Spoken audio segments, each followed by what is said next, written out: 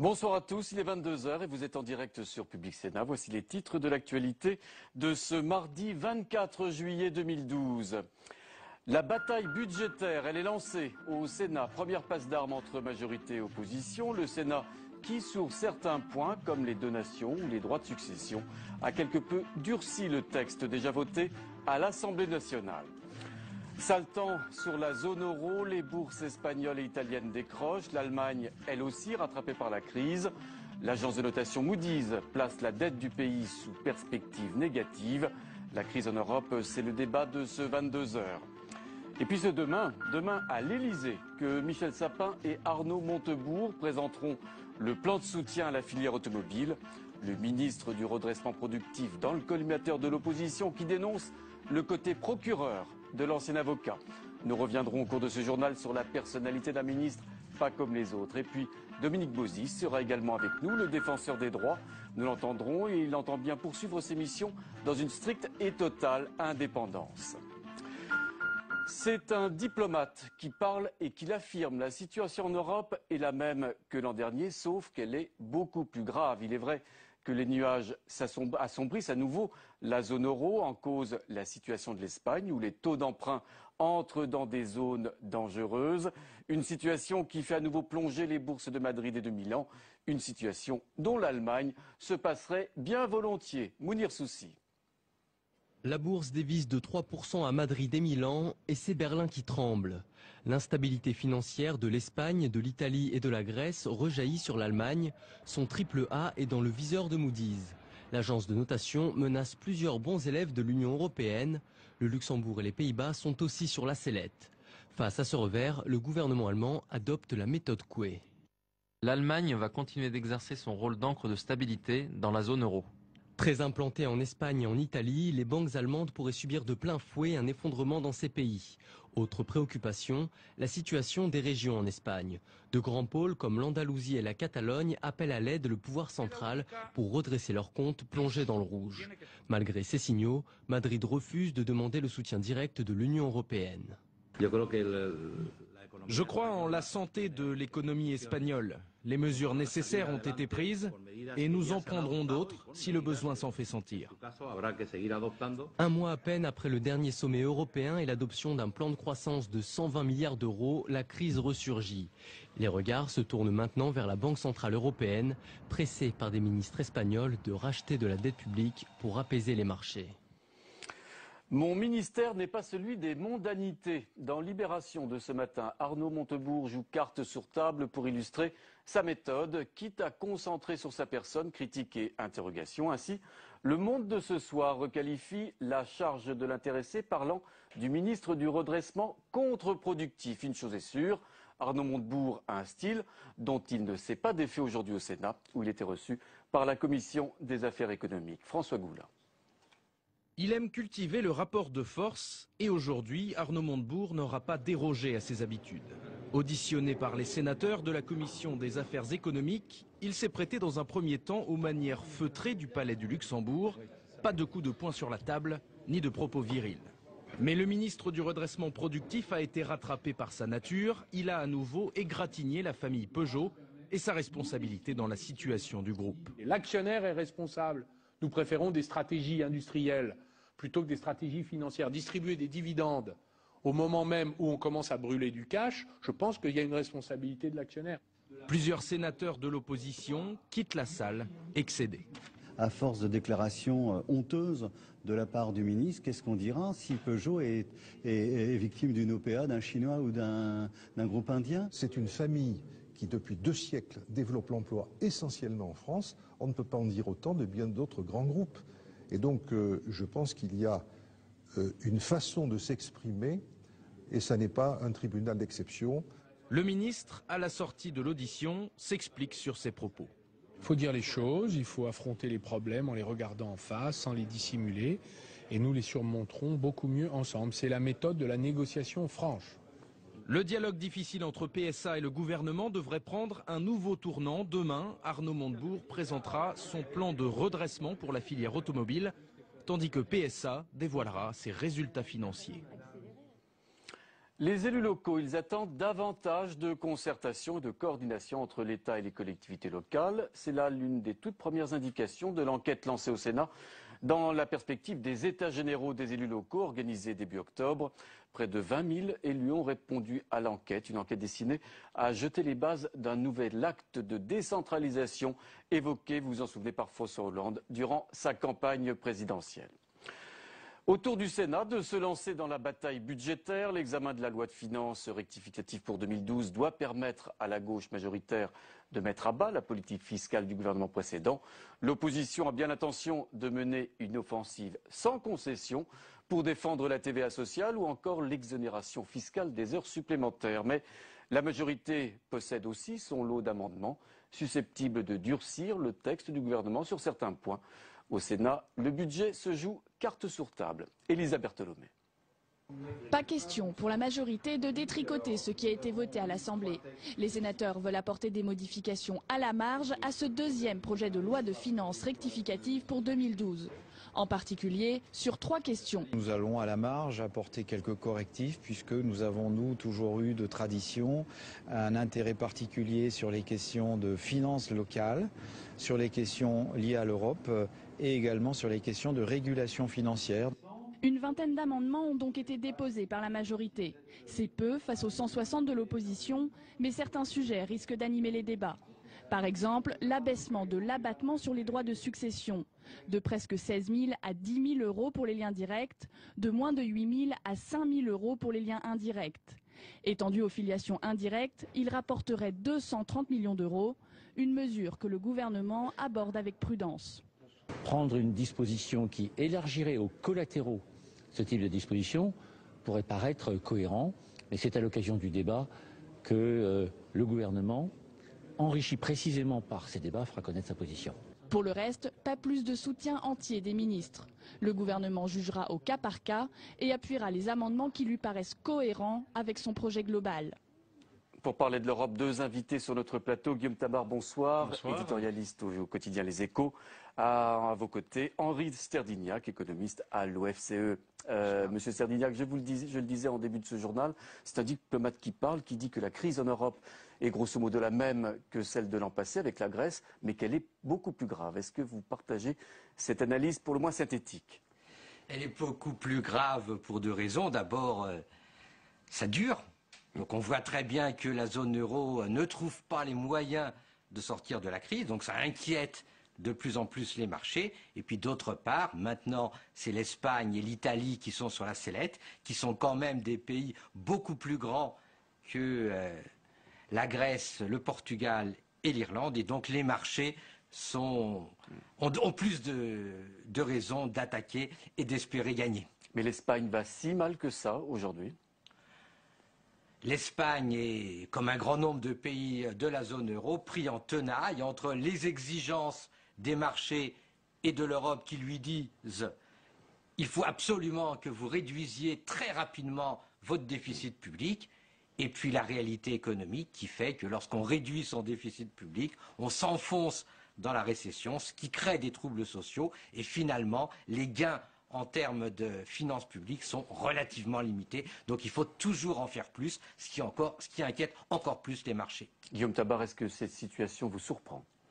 Non, enfin, la vraie surprise, c'est quand même la difficulté à laquelle est confrontée aujourd'hui l'Espagne, qui se retrouve devoir emprunter à des taux tout à fait inattendus. Je crois de l'ordre de 7,5%. Bon, et c'est ça qui pénalise l'Espagne, parce que tous les efforts faits pour assainir ses finances publiques, vous l'avez dit d'ailleurs, sont aussitôt absorbés bien par le surcoût des intérêts de la dette et des taux auxquels l'Espagne doit emprunter. Alors justement, il y a des plans de rigueur, un nouveau plan de rigueur est annoncé en Espagne qui devrait faire économiser près de 65 milliards d'euros au pays. Et pourtant, visiblement, les marchés, les investisseurs n'y croient plus en ces plans d'économie. On a une situation qui est tout à fait catastrophique en Europe. Tous les mois, tous les 2 mois, on annonce d'autres plans de rigueur. Ces plans de rigueur plombent l'activité, ça fait augmenter le chômage, ça plonge toute la zone dans la récession, ça ne rassure pas les marchés financiers qui ne voient pas du tout d'issue. Et donc, les marchés, la Commission demande d'autres plans de rigueur et on ne voit pas où on va. Oui, puis l'autre élément inquiétant, c'est que jusqu'à présent, on avait le sentiment qu'il y avait dans la zone euro deux pôles. Pour faire bref, le pôle nord, saxon, avec des finances publiques mieux gérées, en tout cas plus équilibrées. Et les pays du Sud. Et les pays du Sud qui, eux, avaient des déficits et une dette forte. Et là, avec la mise sous surveillance de la note, y compris de l'Allemagne qui était censée être le pays référence, c'est sûr que psychologiquement, ça crée une inquiétude maintenant sur l'ensemble de la zone euro. On se dit que les pays qui pouvaient tenir le coup et compenser les pertes des uns, aujourd'hui, sont à leur tour source d'inquiétude. Alors ça, c'est peut-être la vraie nouveauté de cette journée, c'est la dégradation possible du AAA allemand. Auquel cas, les cartes sont redistribuées en Europe. Oui, c'est un choix très politique de Moody's, puisque personne ne peut penser une seule seconde que l'Allemagne pourrait ne pas rembourser sa dette, être en difficulté. Moody's exprime par là sa méfiance générale pour l'ensemble de la zone euro. Elle dit simplement, l'histoire que vous mettez sur pied ne tient pas. On ne voit pas où vous allez. Mais heureusement, les marchés ne s'affolent pas. L'Allemagne continue à s'endetter à des taux négatifs jusqu'à 2 ans. À 10 ans, elle s'endette 1,2%, donc des taux extrêmement bas. Le problème, c'est qu'il va falloir que la zone euro ait un discours clair vis-à-vis des marchés. Sinon, on ne voit pas du tout. Ce n'est pas le cas actuellement parce que les pays du Nord demandent aux pays du Sud des efforts impossibles à réaliser et du coup, tous les mois, on est obligé de revenir aux pays du Sud en disant vous en faites pas assez. Et les pays du Sud sont de plus en plus coincés avec ces exigences impossibles à réaliser. Alors Guillaume Tabar, vers où se tourner? L'Espagne a très envie de se tourner vers la BCE. Est-ce que la BCE, aujourd'hui, dans les jours à venir, détient la clé d'un début de solution, en tout cas? D'un début de solution, oui, mais en même temps, il y a des procédures en Europe qui sont assez lourdes, notamment la mise en œuvre du fameux mécanisme européen de stabilité, qui est toujours en attente d'une décision de la Cour de justice allemande à Karlsruhe, qui, je crois, doit intervenir au mois de septembre, ce qui fait que l'ensemble de ces dispositifs prévus, qui permettraient théoriquement une intervention d'urgence et d'injecter des milliards et des centaines de milliards d'euros pour faire face à ces imprévus, aujourd'hui n'est toujours pas possible. Alors je voudrais qu'on parle d'autre chose, en tout cas pour terminer ce débat. On va parler d'Arnaud Montebourg. Il était aujourd'hui au Sénat, on l'a entendu ces jours derniers, avec une méthode franche, c'est lui qui le dit lui-même, des négociations franches, il l'a redit encore au Sénat. Qu'est-ce que vous pensez de la méthode Montebourg pour tenter de faire bouger les lignes dans cette succession de plans sociaux qui s'abattent sur le pays? Alors, la personnalité d'Arnaud Montebourg était connue. Son style n'est pas une surprise. On sait qu'il a toujours eu une certaine emphase dans le style, un côté un peu flamboyant, un côté un peu provocateur. C'est un avocat. Quels que soient d'ailleurs effectivement les thèmes qu'il abordait. Mais là, ce qui est sûr, c'est que aujourd'hui, l'enjeu est quand même grave, puisque c'est quand même l'avenir d'entreprises telles que Peugeot. Et on a vu Jean-Marc Ayrault monter au créneau, intervenir, recevoir à son tour le patron de PSA, Philippe Varin, pour, au contraire, essayer de trouver un ton plus conciliant. Et on voit bien que la solution, et notamment l'accord qui peut intervenir sur l'usine au sud de Valenciennes, etc., sera le fruit plutôt d'un ton d'apaisement et de conciliation entre le gouvernement et PSA, et non pas d'un durcissement des positions. Monsieur Zerdignac, sur cette méthode Montebourg à l'épreuve des faits, peut-être, on verra. Nous avons besoin, l'industrie française a besoin d'un soutien important de l'État. On a besoin absolument d'un pacte industriel avec d'un côté l'État, de l'autre les chefs d'entreprise, également les ouvriers, les salariés. Et Montebourg en fait peut-être un peu beaucoup aujourd'hui pour faire le choc. Et il faut espérer que dans les mois à venir, les trois partenaires vont se mettre d'accord et qu'ils travailleront ensemble pour sauver l'industrie française et en particulier l'industrie automobile. En tout cas, début de réponse. Oui, un dernier mot. Que François Hollande lui-même a vu des mots quand même très durs le 14 juillet à la télévision contre PSA, parlant de mensonges, etc. Et donc là, on voit bien comment ça peut Jean-Marc Ayrault, qui est dans cette phase, est celui qui vient établir un petit peu de conciliation dans ce débat. Nous avons besoin de Peugeot et Peugeot a besoin de l'État. Il faut absolument là aussi qu'on arrive à un compromis fructueux. Donc début de réponse demain à 12h30 à l'Élysée. On va mettre les formes pour présenter ce plan de soutien à la filière automobile. Merci beaucoup messieurs d'avoir été avec nous ce soir. Une actualité budgétaire dense au Sénat et des questions d'actualité chaudes à l'Assemblée où vous allez le voir, la droite perd parfois patience. C'est la une du Tour de l'info, ciselée ce soir par Charlie Dupieux.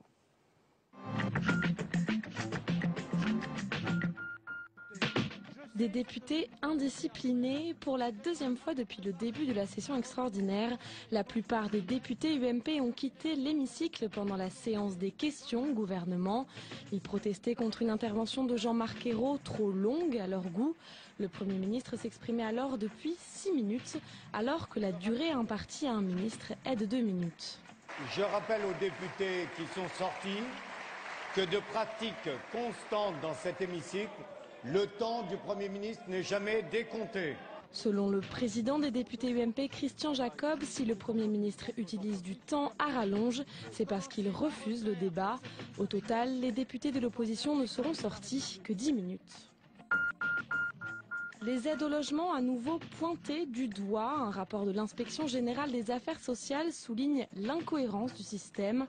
Certains étudiants bénéficient d'aides pour leur logement alors qu'ils sont encore à la charge fiscale de leurs parents. Le rapport rappelle que les aides au logement doivent bénéficier en priorité aux ménages les plus pauvres. Il suggère de concentrer ces aides aux grandes villes dont les loyers sont les plus chers.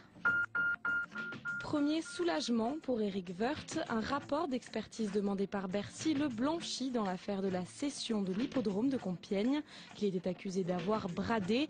Mais l'ex-ministre UMP du budget reste visé par une enquête de la Cour de justice pour prise illégale d'intérêt. Pas de quoi l'inquiéter. Moi, je suis très zen. Je suis zen sur la forme, je suis zen sur le fond, sur l'ensemble de ce qui m'a été injustement reproché depuis ces 2 dernières années. J'ai beaucoup servi de bouc émissaire d'une certaine façon. Entre 30 et 36 milliards d'euros d'évasion fiscale annuelle. C'est ce que dénonce Éric Bocquet, rapporteur de la commission d'enquête sénatoriale sur l'évasion des capitaux. Les sénateurs accusent une Europe trop absente de la lutte contre la fraude fiscale et voudraient que cette question soit intégrée au débat parlementaire.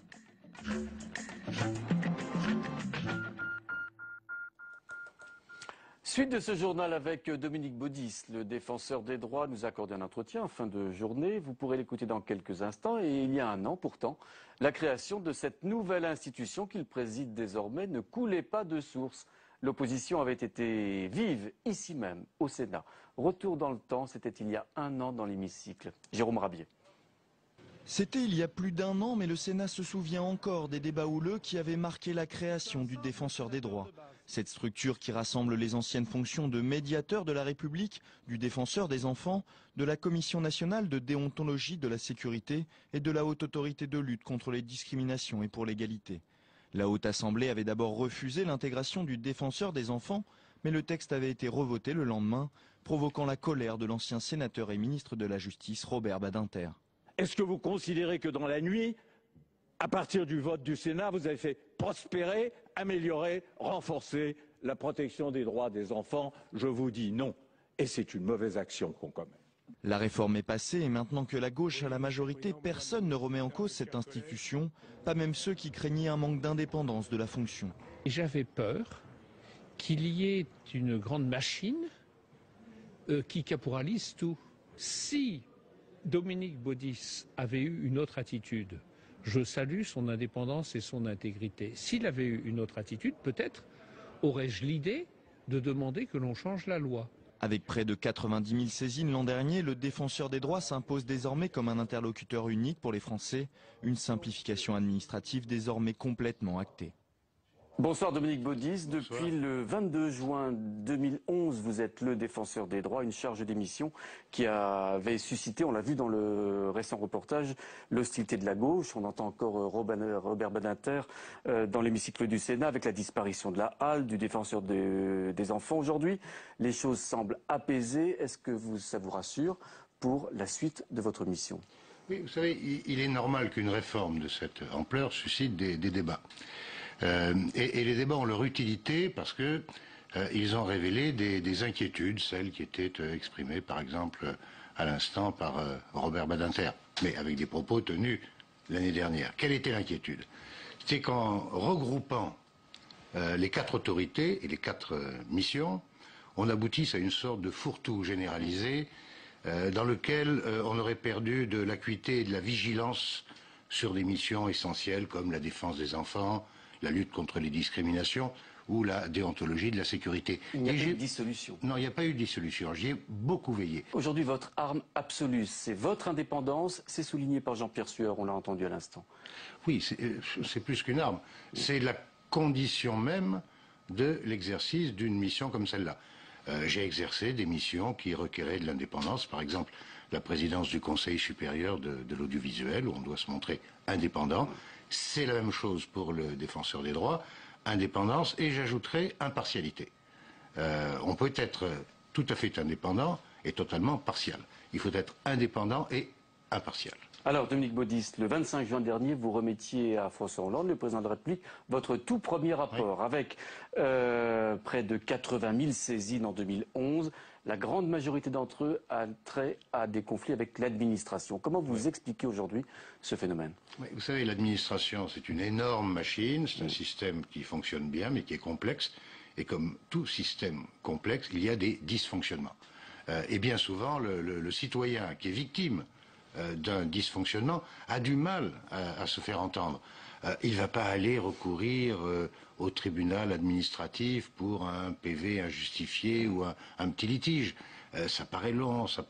Le défenseur des droits, c'est facile d'accès. On écrit au défenseur des droits, on voit un délégué territorial, on nous saisit par Internet et ça permet de dégripper toute une série de difficultés de la vie quotidienne entre les citoyens et les administrations, qui ont toujours raison, sauf quand elles se trompent, ça leur arrive, et en général, dans 80% des cas, les dossiers que nous portons devant une administration sont des dossiers favorablement résolus, c'est-à-dire que l'administration admet qu'elle s'est trompée et elle corrige son erreur. Alors, autre très forte augmentation cette fois des saisines, celle relative au dossier de la déontologie de la sécurité, près de 100% d'augmentation sur un an. La nature de ces dossiers, on imagine que c'est peut-être les interpellations policières un peu musclées, c'est ça? Oui, ce sont des interpellations réalisées dans des conditions souvent contestables. Aujourd'hui, toute personne peut nous saisir. Nous répondons à toute personne qui s'adresse à nous. Et évidemment, il nous arrive, dans certaines circonstances, après avoir longuement étudié le cas et entendu les uns et les autres, de demander au ministère de l'Intérieur de prononcer des sanctions disciplinaires contre un gendarme ou un policier qui a manqué à la déontologie de sa profession. Alors, Dominique Baudis, il y a un dossier qui vous tient à cœur, c'est ce qu'on appelle le contrôle au faciès. Manuel Valls, le ministre de l'Intérieur, attend vos propositions à l'automne et on a l'impression qu'il n'y a pas de solution simple sur ce dossier. La preuve, ce même Manuel Valls a reculé, par exemple, sur l'idée d'un récépissé lors d'interpellations ou de contrôle d'identité. Il faudra faire, j'imagine, preuve d'imagination et voire d'audace sur ce dossier. C'est un sujet sur lequel je travaille depuis le mois de février dernier. Donc indépendamment du calendrier politique et électoral. Saisi par plusieurs associations, j'ai voulu regarder de plus près cette question. Donc on a examiné de près ce qui se passe dans d'autres pays, certaines villes en Espagne, en Angleterre, au Canada, dans d'autres pays européens. J'ai entendu les associations, nous allons recevoir les syndicats de policiers et recenser les différentes options qui sont sur la table, enfin, que nous mettrons sur la table, après les avoir bien expertisées chacune, en montrant les avantages et les inconvénients. Ce travail, nous l'aurons terminé au mois d'octobre ou au début du mois de novembre prochain, et dès que le travail sera terminé, approuvé par les collèges concernés, je rendrai ce rapport public, après quoi le gouvernement, le ministre de l'Intérieur prendront la décision politique qui leur revient. Nous aurons fait, nous, un travail d'expertise en termes de défense des droits des citoyens. Autre dossier sur votre bureau, celui des cantines scolaires, où les demandes, j'allais dire, de menus communautaires sont de plus en plus fortes. Là encore, j'imagine que pour vous, c'est pas simple de faire, d'appliquer les lois de la République pour tous. Alors, on va conduire un travail en relation avec l'association des maires de France pour établir une sorte de code de bonne pratique dans le domaine de la restauration scolaire, qui relève de la responsabilité des communes, et avec des maires qui sont souvent désemparés face à des demandes multiples et qui se demandent quel est le vrai mode d'emploi, ce qu'ils peuvent faire, ce qu'ils doivent faire. Donc nous allons lancer une grande enquête, à la fois auprès des parents d'élèves, bien sûr, auprès des maires, à la rentrée, au mois de septembre prochain. Après quoi, on fera un travail avec l'Association des maires de France, de façon à élaborer un code de bonne pratique dans ce domaine. Effectivement, il y a beaucoup de sujets. L'accès à la cantine, il y a des communes, par exemple, vous le savez, qui avaient décidé qu'un enfant dont les parents ne travaillent pas ne serait pas admis à la cantine. Bon, ce qui, évidemment, est discriminatoire. Il y a des enfants dont les parents rencontrent des difficultés pour des raisons de régime alimentaire, pour des questions de santé. Bon, là aussi, il faut pouvoir apporter des réponses. Et puis, il faut veiller aussi à ne pas perdre de vue que l'école publique est un lieu de vivre ensemble et que la laïcité est un des éléments du vivre ensemble. Donc nous allons faire ce travail avec l'Association des maires de France, avec publication de nos documents au début de l'année prochaine. Une toute dernière question, Dominique Bauzis. Il vous arrive de faire bouger la loi, c'était le cas, je crois, sur le harcèlement sexuel, par exemple. Oui, la loi organique qui crée le défenseur des droits lui confère le pouvoir de proposer des réformes au Parlement ou au gouvernement. Donc parfois nous sommes à l'origine d'une réforme que nous avons proposée au gouvernement ou au Parlement à partir des dysfonctionnements que nous observons dans le traitement des réclamations. Quand on traite 90 000 réclamations par an, vous imaginez bien qu'on décèle quels sont les points de difficulté que parfois on peut résoudre par une rédaction légèrement différente qui clarifie un point de droit. Donc on a cette capacité de proposer. On a aussi la possibilité de nous consulter pour avis. Le gouvernement ou les commissions parlementaires peuvent demander à entendre le défenseur des droits pour connaître son avis sur tel ou tel texte en discussion devant les assemblées. Merci beaucoup Dominique Bauzis d'être passé ce soir sur le plateau de Public Sénat. Merci.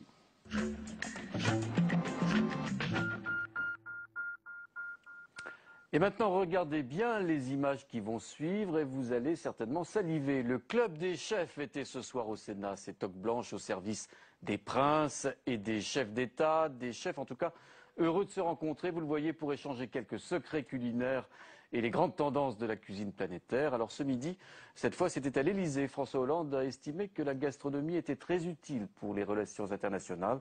Le président, qui dit-on, déteste les artichauts, mais raffole de l'agneau de Corrèze, qui était au menu des chefs ce midi. En tout cas, ce soir, un bon moment au Sénat. Voilà, c'est la fin de cette édition. À suivre le magazine de Caroline Delage. Si on partait, Caroline assiste et accompagne, vous allez le voir, un groupe de retraités en partance pour le Pérou. Voilà, très bonne soirée à tous. Merci de votre fidélité. Merci.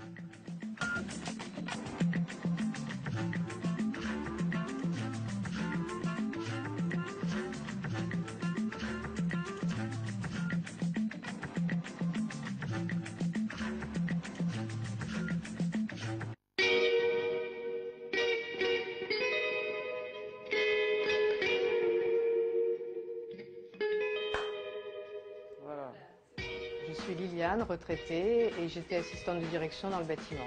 Michel, moi j'ai toujours travaillé dans l'hôtellerie internationale. Evelyne, j'étais responsable de formation. Et on part au Pérou.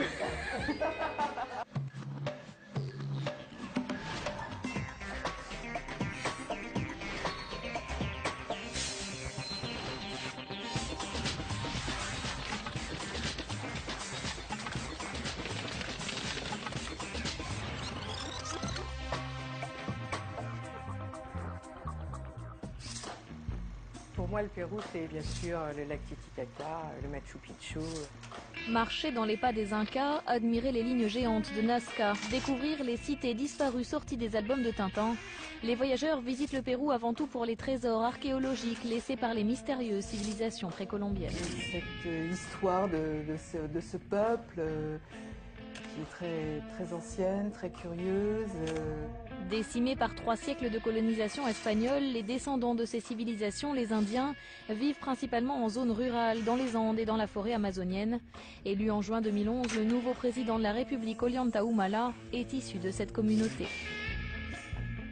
Le Pérou, pour moi, ce sont les lamas, les paysages, les montagnes très hautes. La vie en altitude, les couleurs chaudes des marchés, Sorti des années de plomb marquées par la guérilla marxiste du Sentier lumineux, le Pérou est l'une des économies les plus performantes d'Amérique latine. Le pays andin aux 30 millions d'habitants est aussi devenu le premier exportateur mondial de cocaïne.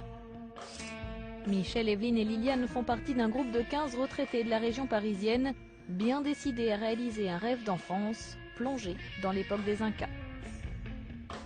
Alors, je crois qu'on va faire Lima, Arequipa, Cusco.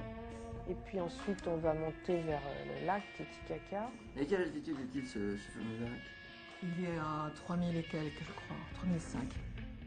Alors pourquoi le Pérou? Qu'est-ce qui vous attire particulièrement dans ce pays?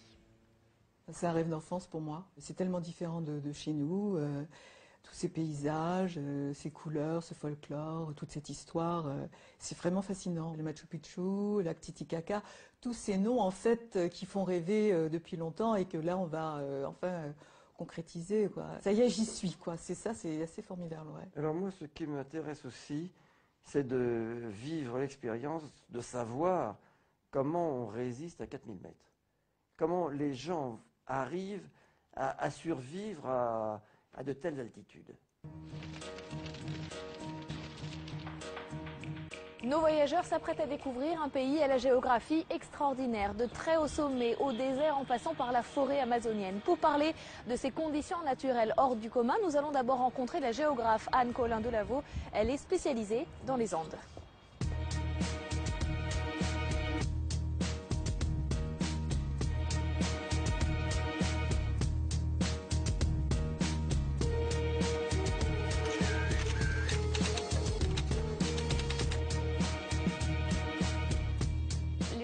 Viennent au Pérou avant tout pour cette incroyable variété de paysages. C'est vrai qu'on peut parler d'une géographie extraordinaire pour le Pérou. Effectivement, quand le voyageur débarque à Lima, il est d'abord surpris, il se retrouve dans le désert, mais très vite on comprend que le Pérou est divisé en 3 grandes parties, la côte, la cordillère des Andes et l'Amazonie. C'est donc un pays qui fait 2 fois un quart la France. C'est quand même, il faut du temps pour le voyageur s'il veut découvrir l'ensemble de cette richesse extraordinaire. Très grand, avec des extrêmes, donc le désert on l'a dit, des sommets très très hauts. Oui, alors la cordillère qui structure ce pays, effectivement, ce sont plusieurs chaînes. Elles font partie de cet ensemble qu'on appelle les Andes, qui font plus de 8500 km de long. Et là, rien que pour le Pérou, 2000 km. Et puis, plus de 200 sommets à plus de 5000 mètres, dont 30 de plus de 6000. Ouais. Le plus haut, c'est le Huascarán, qui est ce glacier énorme à 6654 mètres. C'est vraiment très impressionnant. Et les populations andines, qui sont là depuis de 8000 ans, ont su s'adapter, travailler, améliorer